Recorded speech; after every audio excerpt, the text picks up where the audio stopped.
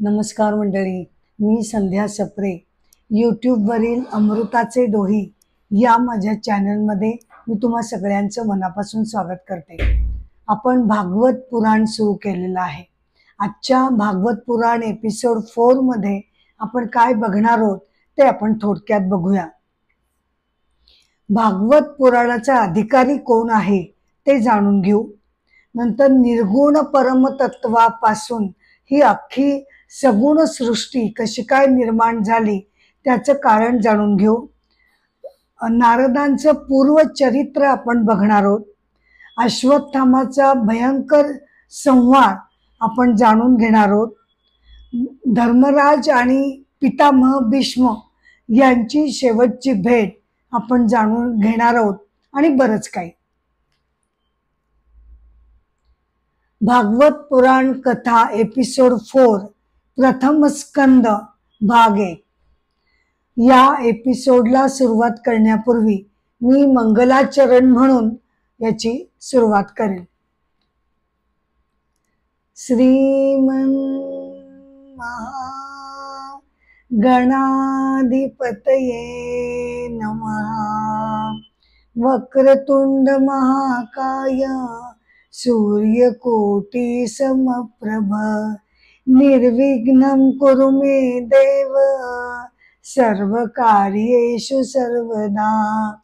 नमो देवे महादेवे शिवाय सततं नमः. नमः प्रकृते भद्राय नियतः प्रणतास्मताम्. समचरण सरोजं सांद्र नीलांबुदाभं जगन्वित पाणिं मंडनं मंडनानां. तरुण तुलसीमाला कंधरं कंजनेत्रं सदय धवलहासं विठ्ठलं चिंतयामि. आदो देवकी देवी गर्भजननं गोपी गृहे वर्धनं मायापूतन जीवितापहरणं गोवर्धनोद्धारणं कंसच्छेदन कौरवा दिहननं कुंती तनूजामनम्. एतद् भागवतं पुराण कथितं श्रीकृष्ण लीलामृतं. सच्चिदानंद रूपाय विश्वोत्पत्त्यादि हेतवे तापत्रय विनाशाय श्रीकृष्णाय वयं नमः. कृष्णाय वासुदेवाय हरये परमात्मने प्रणतक्लेशनाशाय गोविंदाय नमो नमः. भागवत पुराण कथा एपिसोड 4. आज आपण प्रथम स्कंदाला सुरुवात करत आहोत. प्रथम स्कंदाचा विषय आहे अधिकारी कोण, म्हणजे भागवत पुराण श्रवणासाठी कोण अधिकारी समजला जातो. तर अर्थातच सर्वप्रथम राजा परीक्षितांचं नाव येतं. राजा परीक्षितांसारखा सर्वोत्तम अधिकारी कोणी झाला नाही. पण अर्थात ज्याच्या ज्याच्याकडे भगवान श्रीकृष्णांबद्दल अपार प्रेम आहे, भक्ती आहे, श्रद्धा आहे, अशा कोणीही साधकानं, कोणीही भक्तानं भागवत पुराणाचं अवश्य श्रवण करावं, असं अधिकारी ही संकल्पना आपल्याला सांगते. आपण बघितलं की निर्गुण परमतत्वापासून ही अख्खी सृष्टी निर्माण झालेली आहे. म्हणजे हे जे अख्खं ब्रह्मांड आपल्याला दिसतंय त्याच्या सगळ्याच्या मुळाशी हे परम ऊर्जा तत्व, आत्म तत्व किंवा परमात्म तत्व हे त्याच्या खाली लपलेलं आहे. पण हे जर निर्गुण आहे, निराकार आहे, तर मग त्यापासून, निर्गुणापासून ही जी सृष्टी आम्हाला दिसते ती तर सगुण आहे, साकार आहे. आम्ही प्रत्यक्ष बघतो, प्रत्यक्ष ती अनुभवतो. मग निर्गुणापासून ही सगुण सृष्टी कशी काय निर्माण होऊ शकेल? तर त्याचं उत्तर विवर्तवाद यामध्ये आहे. म्हणजे कसं आहे ना, की कारण आणि त्याचा परिणाम या बाबतीत दोन वाद किंवा दोन सिद्धांत हे संभवतात. एक म्हणजे कार्य परिणामवाद किंवा कारण परिणामवाद. म्हणजे कारण जे असतं त्याच्यापासून परिणाम तयार होतं आणि परिणाम जेव्हा तयार होतो तेव्हा ते जे मूळचं कारण आहे त्याचं स्वरूप ते परिणाम होण्यासाठी बदललेलं असतं. उदाहरणार्थ दुधापासून दही बनतं, पण दही बनण्यासाठी, दही हा परिणाम होण्यासाठी कारण जे दूध आहे त्या दुधाला बदलावं लागतं आणि मग त्याचं दह्यामध्ये रूपांतर होतं. परंतु विवर्तवाद असं म्हणतो की हे केव्हा खरं आहे की जेव्हा दोन्ही गोष्टी सत्य असतील तेव्हा. म्हणजे कारणही सत्य आहे आणि त्याचा परिणाम सुद्धा सत्य आहे. पण जेव्हा एकच वस्तू ही सत्य असते, जेव्हा कारण हे केवळ सत्य असतं आणि त्याचा जो परिणाम दिसतो तो मात्र सत्य असत नाही, तेव्हा त्याला विवर्तवाद असं म्हटलं जातं. म्हणजे परिणाम निर्माण होण्यासाठी कारण जे आहे त्याला त्यासाठी बदलावं लागत नाही. कारण हे कारणच राहतं, पण तरी सुद्धा त्याचा परिणाम आपल्याला दिसून येतो. उदाहरण म्हणजे दोरी आणि साप. दोरीवर मला जर सर्प भासला, दोरी एखादी पडलेली आहे आणि मला ती संध्याकाळच्या वेळेला किंवा अंधारात त्या दोरीच्या ऐवजी तो सर्प वाटला, तर सर्प हा त्या दोरीचा परिणाम आहे आणि दोरी हे त्याचं कारण आहे. पण सर्प जो निर्माण झालेला आहे परिणाम, त्याच्यासाठी कारण त्याचं स्वरूप बदलत नाही. दोरी ही दोरीच राहते. का? कारण सर्प जो दिसलेला आहे तो माझा केवळ भास आहे. आणि म्हणूनच आदि शंकराचार्य ब्रह्म सत्य जगत मिथ्या असं म्हणतात. ब्रह्म हे कारण आहे आणि जगत जो त्याचा परिणाम आहे तो मात्र मिथ्या आहे. मिथ्या म्हणजे खोटं आहे का? खोटं कसं म्हणायचं जगताला? आपण या जगतामध्ये वावरतो, अनुभवतो, सगळे व्यापार करतो आणि त्याला जे ढळढळीत डोळ्यासमोर दिसतंय त्याला आपण मिथ्या म्हणायचं? तर मिथ्या कोणत्या अर्थाने म्हटलं गेलेलं आहे ते आपण बघूया. मिथ्या म्हणजे खोटं नाही. जगताला मिथ्या या अर्थानं म्हटलं गेलंय की जगत जरी आपण प्रत्यक्षपणे अनुभवत असलो तरी सुद्धा ते नाशिवंत आहे. ते क्षणाक्षणाला त्याचं रूप बदलणारं आहे आणि जे नाशिवंत आहे, कधी ना कधी नष्ट पावणारे, अशा जगताला परमसत्यता कशी काय आपल्याला देता येईल? म्हणूनच आध्यात्मिक दृष्टीनं बघितलं तर सत्यतेच्या 3 पायऱ्या मांडल्या जातात. सर्वोच्च श्रेष्ठ सत्यतेच्या पायरीवर कोण आहे? केवळ आणि केवळ हे निर्गुण परमतत्व आहे. का? कारण ते अज आहे, सनातन आहे, चिरंतन आहे. ते काल होतं, आज आहे आणि उद्याही असेल. त्यामुळे ती सर्वोच्च सत्यता झाली. त्याच्या खालच्या पायरीवर मग आपण सगळे येतो. हे जगत, आपण, तुम्ही, आम्ही आणि सगुण ईश्वर हे व्यावहारिक सत्यतेच्या खालच्या पायरीवर येतात. का आपली सत्यतेची पातळी खाली आहे? कारण आपल्या सगळ्यांची जी सत्यता आहे, जगताला अस्तित्व मिळालंय, मला अस्तित्व मिळालंय, पण हे अस्तित्व म्हणजे सत्यत्व हे कसं मिळालंय? तर ते उष्ण आहे, माझं स्वतःच ते नाही. मला कधी ना कधीतरी माझं अस्तित्व परत करून टाकावं लागणार आहे. त्याचप्रमाणे जगताला सुद्धा हे त्याचं स्वतःच सत्यत्व त्याचं नाही. हे परमतत्व जे वरच्या पायरीवर आहे, जे ऊर्जा तत्व आहे, त्याच्या जीवावर ही खालच्या पायरीवर आपण सगळे उभं आहोत. ही सत्यता आपल्याला उसनी मिळाली म्हणून ती कनिष्ठ दर्जाची मानली जाते, पण ती खोटी नाही, ती मिथ्या नाही. मिथ्या याच अर्थानं की ती नाशिवंत आहे मान्य, पण ती नाशिवंत आहे आणि क्षणोक्षणी बदलणारी आहे. आणि तिसरी जी सत्यता आहे ती सगळ्यात खालच्या पायरीची सत्यता येते, त्याला म्हणतात प्रातिभासिक सत्यता. म्हणजे आपल्याला स्वप्न वगैरे पडतात, भास होणं, भ्रम होणं, या सगळ्या प्रातिभासिक सत्यता होय.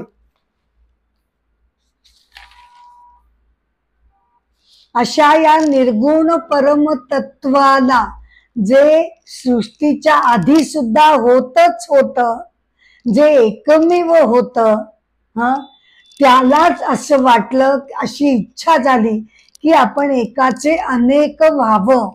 आणि या इच्छेमुळे त्या निर्गुण परमतत्वाच्या अंतर्गत दडलेल्या माया शक्तीमुळे ही अख्खी सृष्टी निर्माण झालेली आहे.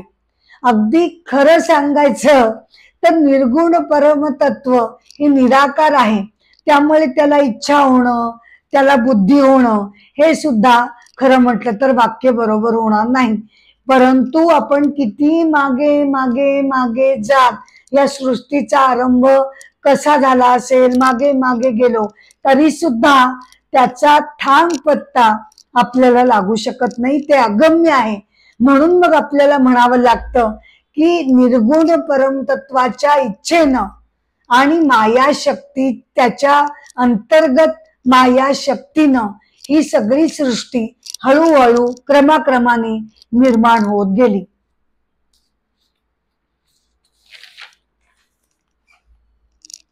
आता आपण बघणार आहोत महर्षी नारदांचं पूर्वचरित्र. महर्षी नारदांनी महर्षी व्यास जेव्हा दुःखी कष्टी होऊन सरस्वती नदीच्या किनारे उद्विग्नपणे बसलेले होते, तेव्हा त्यांनीच व्यासांना उपदेश केला की आपण भागवत पुराणाची निर्मिती करावी. आणि त्यावेळेला महर्षी नारदांनी त्यावेळेला महर्षी नारदांनी व्यासांना आपलं पूर्वजन्म किंवा पूर्वचरित्र सांगितलं. ते म्हणाले, मी पूर्वीच्या जन्मामध्ये दासीपुत्र होतो.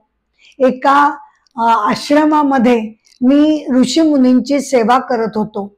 तिथे रोजच्या रोज भगवंतांचं नामस्मरण, सत्संग, कीर्तन हे मी ऐकत होतो. आणि अगदी लहानपणापासून त्यामुळे माझ्या मनामध्ये भगवत भक्तीचं बीज रुजलं गेलं.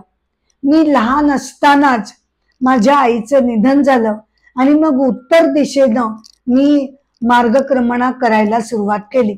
एका अरण्यामध्ये जाऊन मी भगवंतांची मनोभावे साधना केली, तपस्या केली. मला त्यांचं दर्शन हवं होतं. मी अगदी व्याकुळ होऊन गेलो होतो. त्यासाठी मी कठोर तपस्या करायला सुरुवात केली. आणि काही वर्षांनी मला साक्षात भगवंतांनी दर्शन दिलं. पण किती काळ? अगदी क्षण मात्र. आणि नंतर ते अंतर्धान पावले. माझ्या दृष्टीसमोरून ते अंतर्धान पावले. मी व्याकुळ होऊन त्यांची करुणा भाकायला लागलो की मला आपण कृपया दर्शन द्यावं. तेव्हा आकाशवाणी झाली की या जन्मामध्ये तुला भगवंतांचं दर्शन होणं शक्य नाही, कारण त्यासाठी साधकाचा जो संस्कार असतो, वासनांचा संस्कार, तो पूर्णपणे नष्ट झाल्याखेरीज साधकाला भगवंतांचं दर्शन होऊ शकत नाही, असं सांगून ती आकाशवाणी लुप्त झाली. मग नारदांनी अजून तपस्या केली, शुद्ध मन आपलं निर्माण केलं. उपासनेद्वारे, साधनेद्वारे त्यांच्या मनाची शुद्धी झाली. आणि मग काही काळानंतर त्यांना मृत्यू आला. मग त्यानंतर ब्रह्मदेवाचे मानस पुत्र म्हणून महर्षी नारदांनी जन्म घेतला. प्रत्यक्ष भगवान श्रीकृष्णांनी त्यांना आपली वीणा देऊ केली आणि त्या वीणेवर सुरेल नाद छेडत मी आता तिन्ही लोकांमध्ये संचार करत आहे, भगवत भक्तीचं गुणगान मी गात फिरतो आहे, असं महर्षी नारद त्यांना म्हणाले.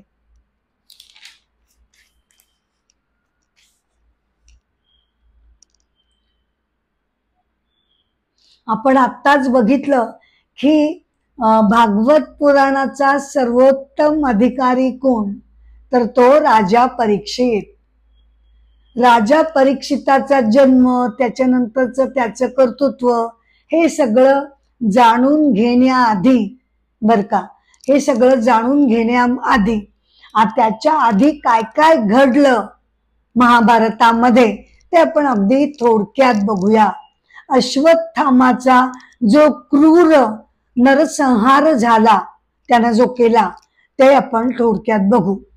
महाभारताचा युद्धाचा शेवट झाला, सगळे कौरव हे नष्ट झाले, केवळ दुर्योधन मरणासन्न अवस्थेमध्ये होता. कौरवांचा शेवटचा सेनापती म्हणून अश्वत्थामानं काम बघितलेलं होतं. तो कौरवांच्या बाजूने होता. अश्वत्थामा कोण, तर तो कौरव आणि पांडवांचे जे गुरु द्रोणाचार्य त्यांचा तो पुत्र. अत्यंत बुद्धिमान, तेजस्वी आणि वीर पराक्रमी असा तो अश्वत्थामा होता. त्यानं जेव्हा आपल्या राजाजवळ तो गेला, दुर्योधन तेव्हा अगदी मरणासन्न अवस्थेमध्ये होता, ते बघून अश्वत्थामा अगदी बेचैन झाला. त्याला आपला पराभव काही सहनच होत नव्हता. मी राजाला कसं खुश करू याची विवंचना त्याला पडली होती. काय मी सांगितलं की माझ्या राजाला बरं वाटेल असं त्याला वाटत होतं.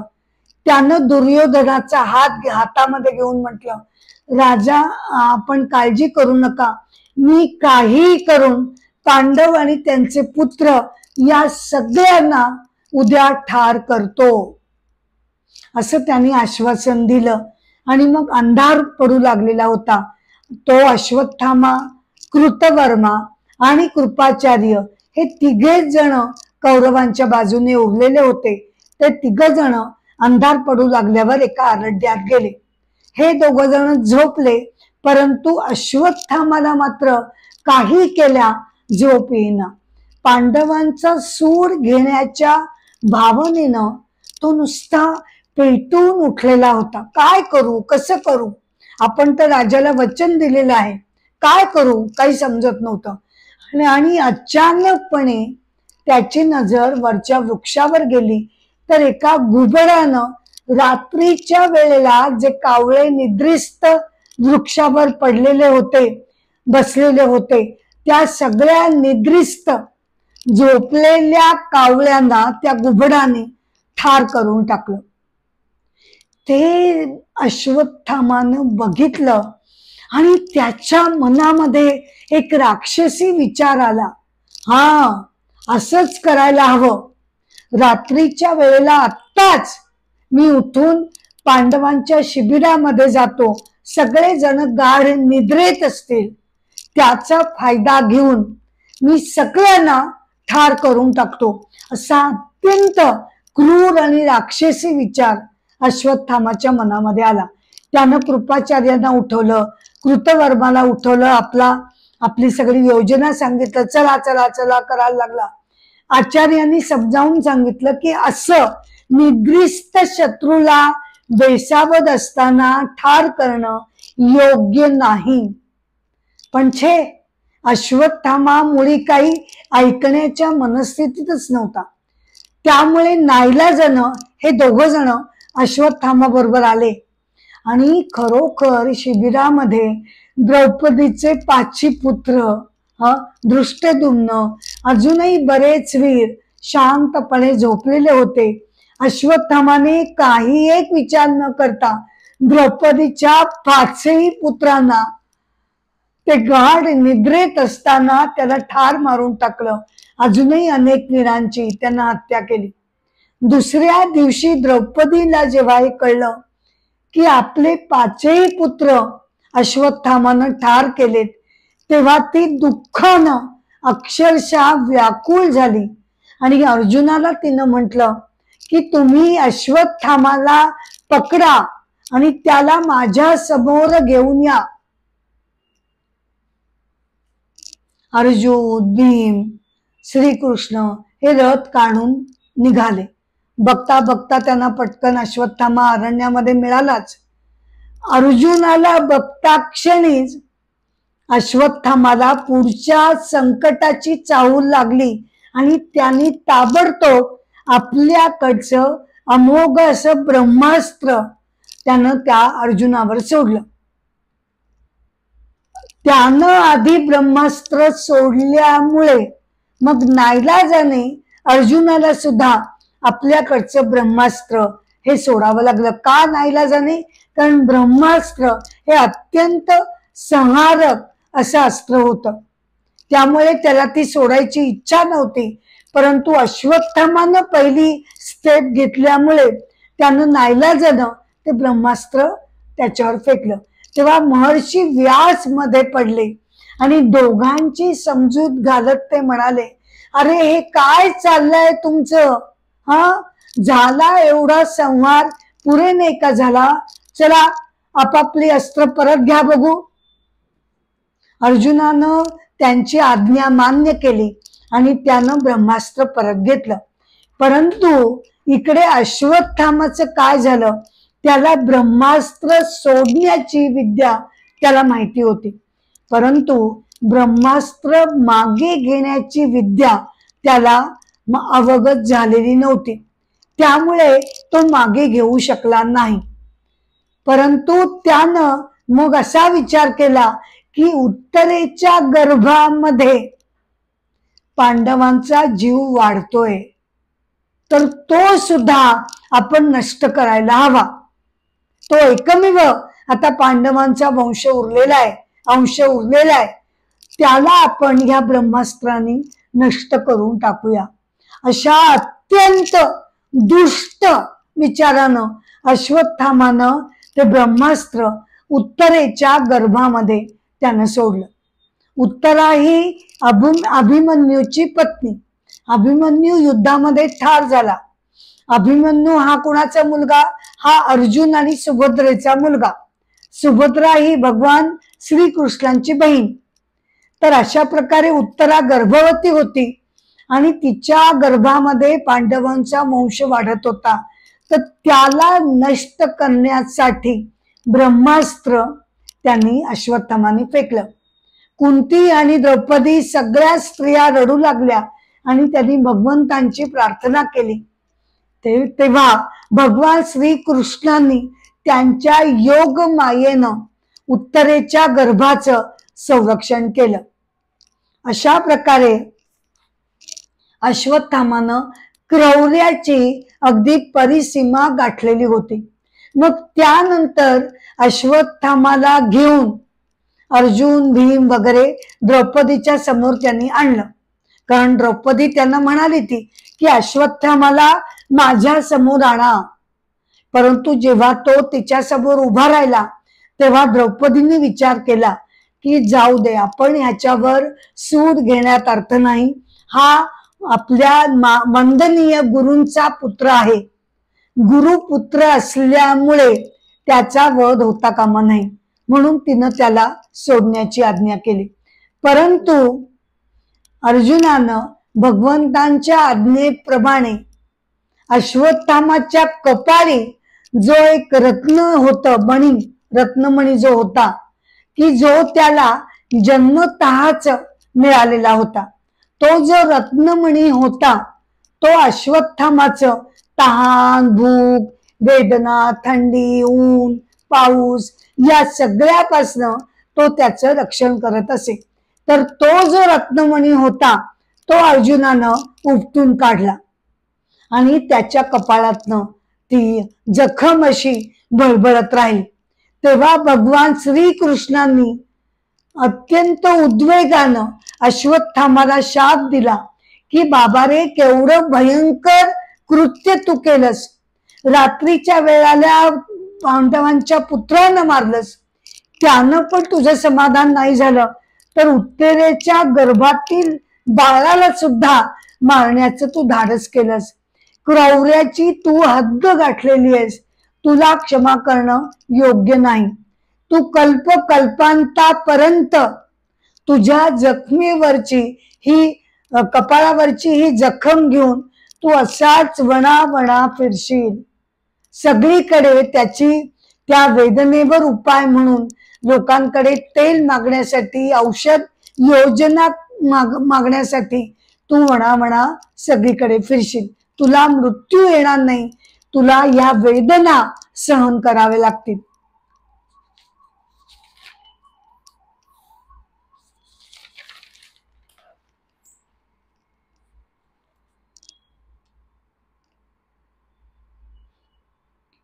पांडवांनी राज्य स्थापन केलं, पण त्याच्या आधी धर्मराज हे पितामह भीष्मांना भेटण्यासाठी, अखेरचं मंथन करण्यासाठी म्हणून कुरुक्षेत्रावर गेले.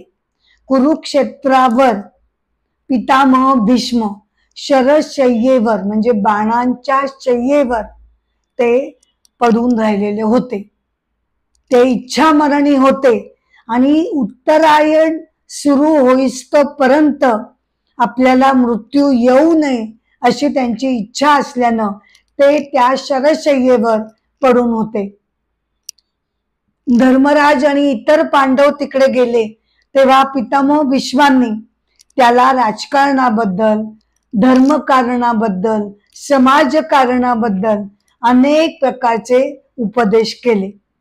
त्यानंतर धर्मराजांनी त्यांना विचारलं की आम्ही सगळ्यांनी कोणत्या देवतेचं पूजन, स्मरण, चिंतन करावं की ज्यामुळे आमचं आयुष्य सुफल संपन्न होईल. धर्मराजांनी हा प्रश्न विचारल्यानंतर पितामह भीष्म त्याला म्हणाले की विष्णू सहस्रनाम हे प्रत्येक साधकानं, प्रत्येक व्यक्तीनं अवश्य श्रवण करत जावं, त्याचं मनन चिंतन करत जावं. महाभारताच्या अनुशासन पर्वामध्ये महर्षी व्यासांनी हे विष्णू सहस्रनाम रचलेलं आहे. ते माझ्याकडनं तू ऐक. यामध्ये भगवंतांची अनेक नावं आलेली आहेत. ती त्यांची गुणवैशिष्ट्य वर्णन करणारी नावं आहेत. व्यक्तींसाठी ती कल्याणकारी आहेत. संसाराच्या तापापासून, संसाराच्या दुःखापासून मुक्तता प्राप्त करण्यासाठी विष्णू सहस्रनाम अत्यंत श्रद्धेनं मनुष्यानं जपत राहावं. यासाठी त्या विष्णू सहस्रनामाचा न्यास आपल्या शरीरात करणं हे आवश्यक आहे. म्हणजे काय न्यास करणं म्हणजे काय तर न्यास करणं म्हणजे आपण जो मंत्र एक संकल्प करून घेणार आहोत.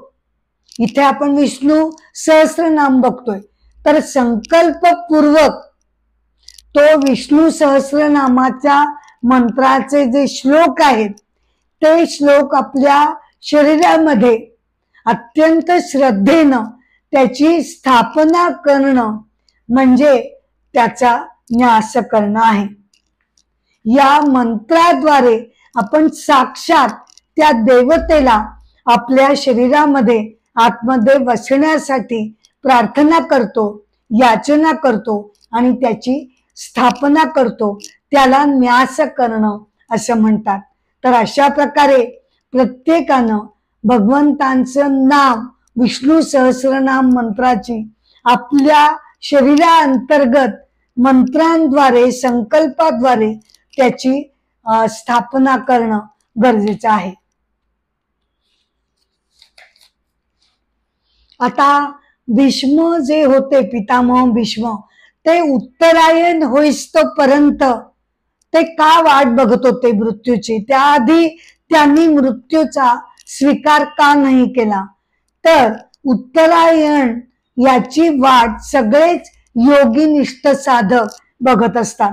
भगवद्गीता अध्याय 8 मध्ये सुद्धा याबद्दल सांगितलं गेलेलं आहे की वेदकालीन परंपरेप्रमाणे बर का मृत्यूनंतरची परम पवित्र गती केव्हा मिळते? अक्षर ब्रह्म योग गीता अध्याय 8 यामध्ये भगवान असं म्हणतात की श्लोक 24 की अग्नी म्हणजे देहाला अग्नी दिल्यानंतर मग त्यानंतर ज्योती ज्वाळा दिवसामध्ये शुक्ल पक्ष असावा आणि उत्तरायण लागलेला असेल तर यामध्ये मरण पावलेले ब्रह्मज्ञानी ब्रह्मामध्ये मिळून जातात आणि या ब्रह्मज्ञानी साधकांना मग पुन्हा जन्म मरणाचा फेरा त्यांच्या मागे लागत नाही.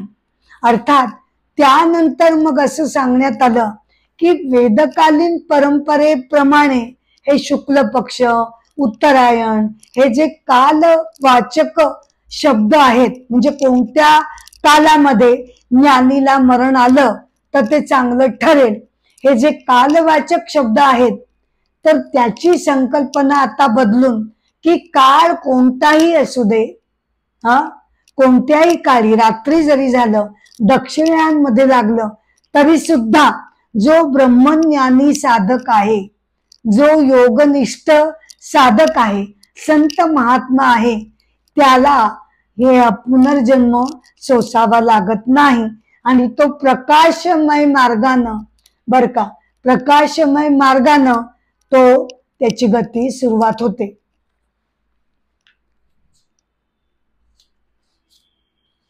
आता पितामह भीष्मांना शरशय्येवर असताना त्यांच्या मनामध्ये असा प्रश्न पडला की मी ठीक आहे 6 महिने थांबलो पण मला शरशय्येवर बाणांच्या शय्येवर असा त्रास सोसत मला हे का बसावं लागलं का निजावं लागलं ते त्यांनी भगवंतांना विचारलं. तेव्हा भगवान श्रीकृष्ण म्हणाले की त्यासाठी पूर्वजन्मातील एक कथा मी तुला सांगतो की तुझं जे कर्म होतं त्या कर्मामुळे तुला आज हे सहन करावं लागतंय. तर पूर्वजन्मीमध्ये पितामह भीष्मांनी एका सरड्याला बाणानं उडवलेलं होतं बर का एका सरड्याला बाणानं उडवलं होतं आणि तो सरडा बाणाने उडवल्यामुळे खाली पडत पडत निवडुंगाच्या काटेरी झाडावर तो येऊन पडला. केवळ 5-6 सेकंद तो त्याच्यावर पडला त्यानंतर तो खाली येऊन तो मृतप्राण झाला. तर त्या कर्माचं फळ म्हणून आज 6 महिने तुम्हाला शरशय्येवर पडावं लागलं.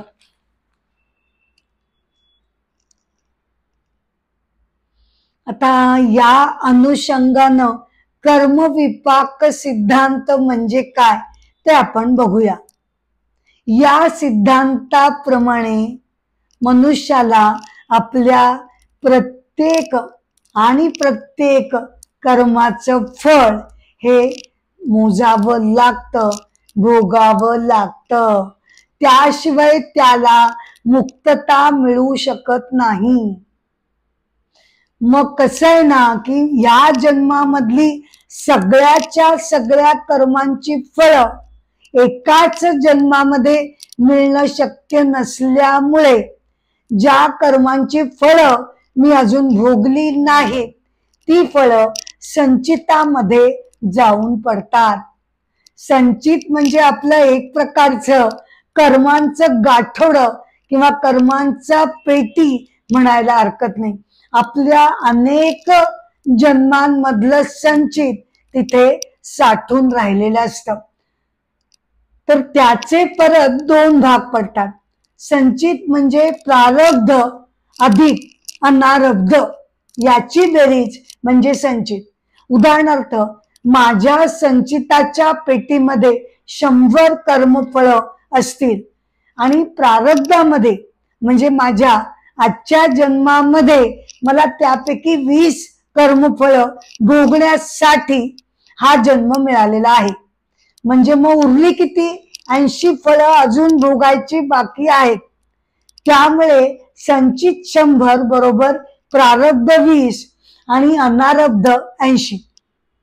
तर आता होतं काय? प्रारब्ध म्हणजे या जन्मातली भोगायची फळं, ती माझी या जन्मात भोगून समाप्त होतात. परंतु गाढ तेवढ्यावरच थांबत नाही.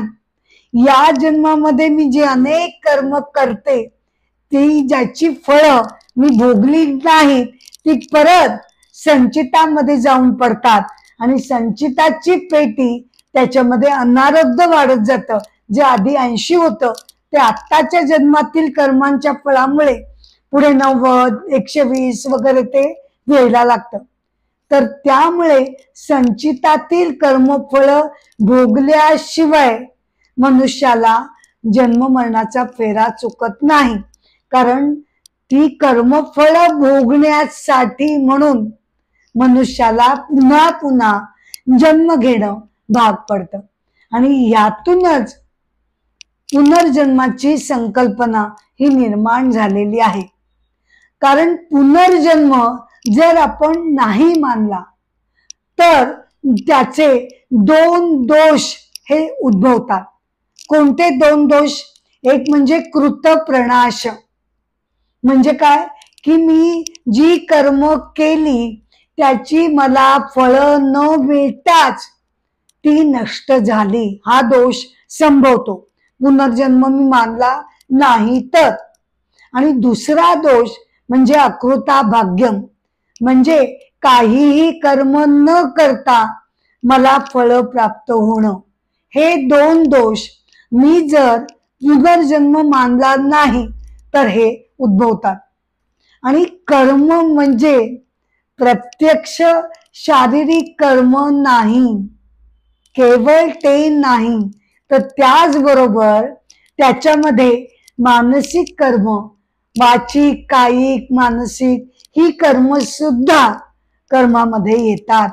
मनातल्या मनात जे आपण विचार करतो ते सुद्धा कर्मच धरलं जातं. तर अशी ही कर्म विपाकाची साखळी चालू राहते.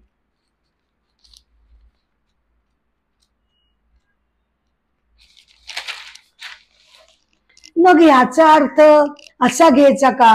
म्हणजे कर्मविपाकाप्रमाणे मनुष्याने मग काही करायलाच नको, नाही का? मागील जन्मामध्ये जे असेल फळ ती भोगत राहा, आज ती भोगत राहा, आज मी जे करीन ते नंतर भोगत राहा. म्हणजे मनुष्यानं स्वतःहून आपला विचार करून काही कर्म करणं करायलाच नको. तर तसं नाही.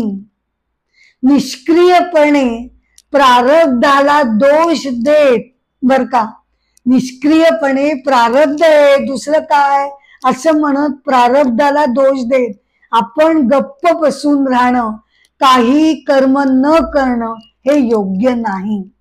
भगवद्गीता काय, वेदांत काय हा असा उपदेश अजिबात करत नाही.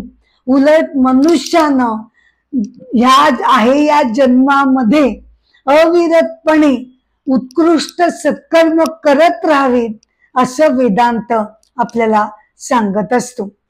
कारण या जन्मामध्ये मला कोणतं कर्म करावं, कोणतं करू नये, योग्य कर्म कोणतं आहे, अयोग्य पाप कर्म कोणतं आहे, याचा विचार मी निश्चितपणे करू शकते.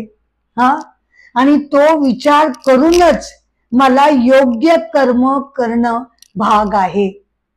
त्यापासून आपली सुटका नाही. हेच ते क्रियमाण कर्म. आपण आत्ता या जन्मात जे करतो ते क्रियमाण कर्म, ते आपल्या आयुष्याची दिशा ठरवत असतं. त्यामुळे केवळ हा संचितामध्ये आहे, प्रारब्ध मध्ये आहे, मी काय करू, मी काहीच करत नाही असा नाही निराशावाद आपण जोपासणं योग्य ठरणार नाही. ऐतरेय उपनिषदामध्ये बर का, ऐतरेय उपनिषदामध्ये महर्षी महिदास असं म्हणतात की आपल्या सगळ्यांचा नियंता, करता, करविता हा परमेश्वर आहे. याबद्दल काही शंका नाही. प्रत्येकाचं कर्म ठरवणारा, कर्म फळ देणारा हा भगवंतांशिवाय अजून कोण असणार. हे जरी खरं असलं, हे जरी खरं असलं तरी सुद्धा प्रत्यक्ष परमेश्वर आपल्याला जी कर्मफळ देतो ती आपणच आपल्या कर्मांचा आराखडा परमेश्वराला देतो आणि त्या आराखड्याप्रमाणे आपण जसं वागतो, जसं करतो, जसं बोलतो, जसं वर्तन होतं, आपल्या कर्मांप्रमाणे आपल्याला कर्मफळ परमेश्वर नेमून देतो. त्यामुळे परमेश्वराला दोषी धरण्यात काही अर्थ नसतो. आपल्या भोगांना आपणच जबाबदार असतो.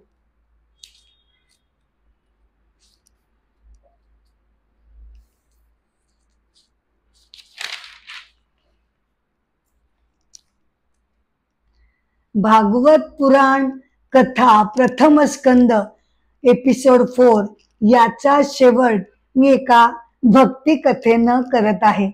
कारण भागवत पुराण हे ज्ञान, वैराग्य आणि तत्वज्ञानानं जरी परिपूर्ण असलं तरी त्यांच्या गाभा ही भगवंतांची निस्सीम भक्ती हाच त्याचा मुख्य गाभा आहे.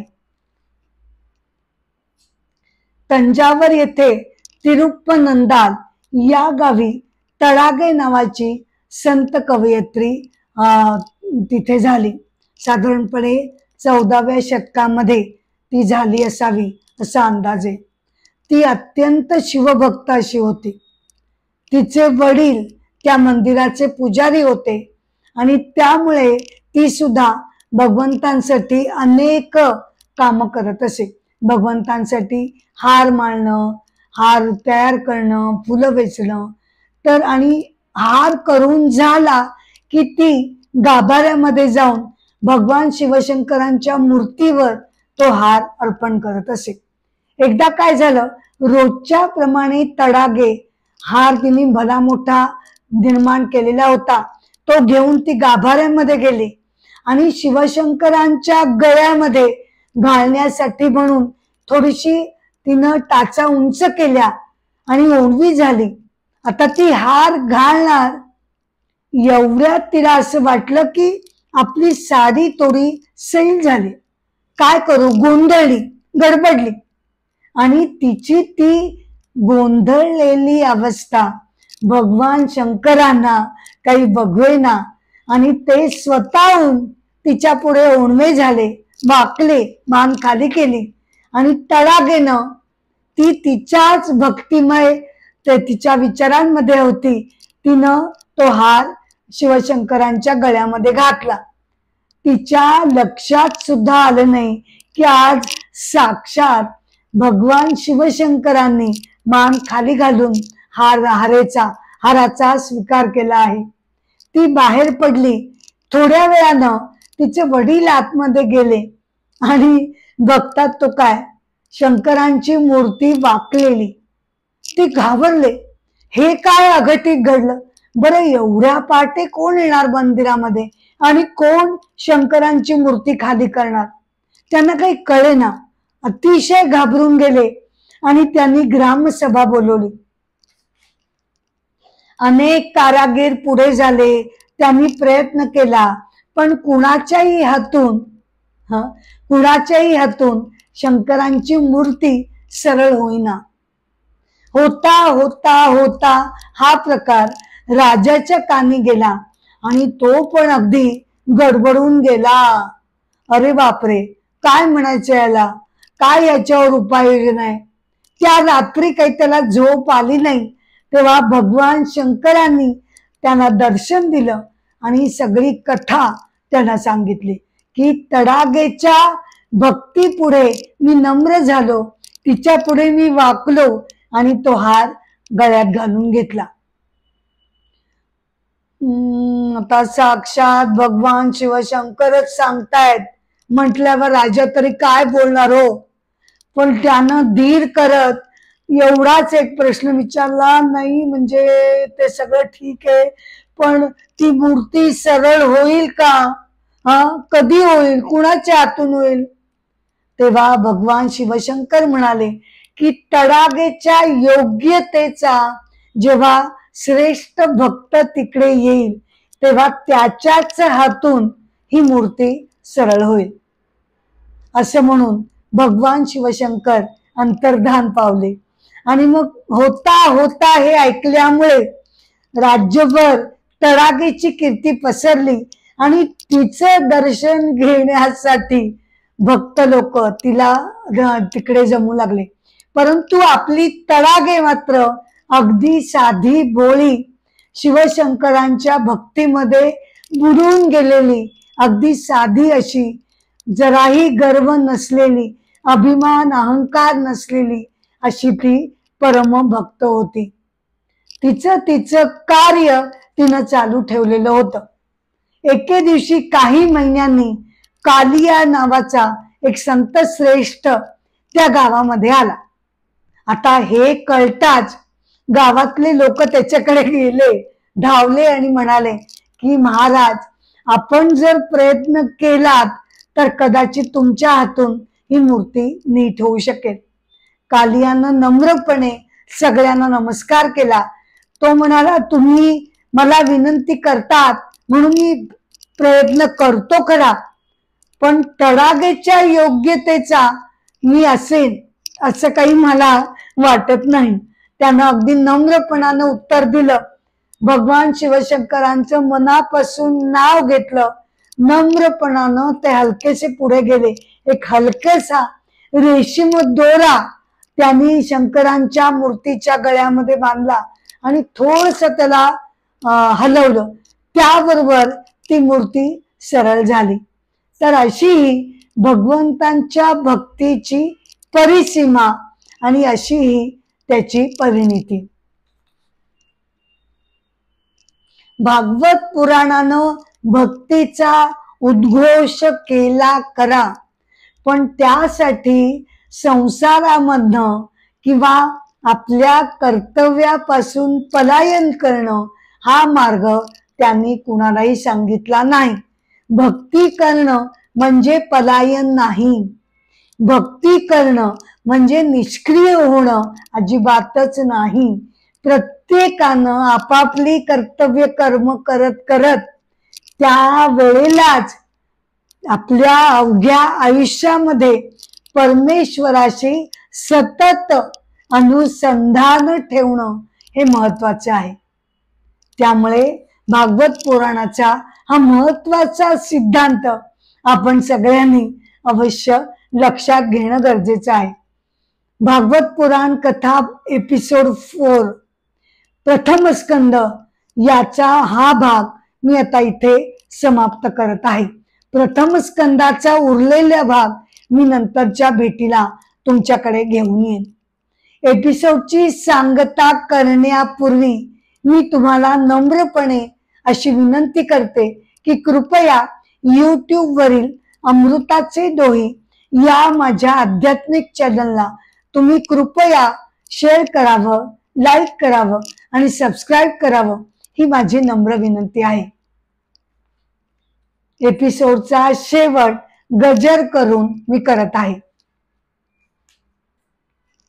पुंडलिक वरदा हरी विठ्ठल, श्री ज्ञानदेव तुकाराम, पंढरीनाथ महाराज की जय, भगवान रामचंद्र महाराज की जय, भगवान गोपाल कृष्ण महाराज की जय, मंगल मूर्ति बोरया, जय जय राम, राम कृष्ण हरी, जय जय राम, राम कृष्ण हरी, राजा राम कृष्ण हरी, राजा राम कृष्ण हरी हरी,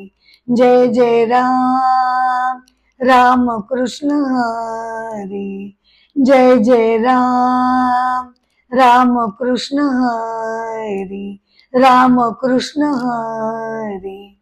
नमस्कार.